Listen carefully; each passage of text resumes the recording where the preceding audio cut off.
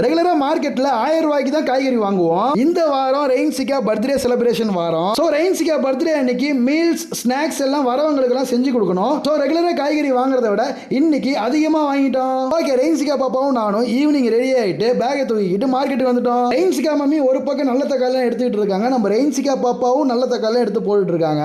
நம்ம ரெயின்சிகா செலக்ட் பண்ண எல்லா தக்காளியும் எடுத்து இடையில போட்டு வாங்கியாச்சுங்க.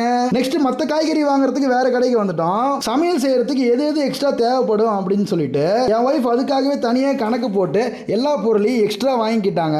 ரெகுலரா கீரை ஒரு கட்டு தான் வாங்குவோம். இன்னைக்கு 3-4 கட்டு வாங்கி பையில வச்சாச்சுங்க. எங்க 3 பேருக்கு மட்டும் தான் ரெகுலரா நாங்க காய்கறி வாங்குவோம். இந்த டைம் எக்ஸஸா நிறைய விஷயங்கள் வாங்க வேண்டியது இருந்தது. நெக்ஸ்ட் ரெயின்சிகாவுக்கு சமோசா போண்டா வடையெல்லாம் வாங்கலாம்னு கடைக்கு வந்திருந்தோம். நம்ம ரெயின்சிகா அங்கேயே எடுத்து சாப்பிட ட்ரை பண்றாங்க. இருமா நான் பார்சல் வாங்கி தரேன் அப்படின்னு சொல்லிட்டு பார்சல் வாங்கிட்டேன். வீட்டுக்கு வந்த உடனே ரெயின்சிகா மம்மி பாருங்க அடிக்க வச்சிட்டு இருக்காங்க. நம்ம ரெயின்சிகாவும் மம்மிக்கு ஹெல்ப் பண்றாங்க.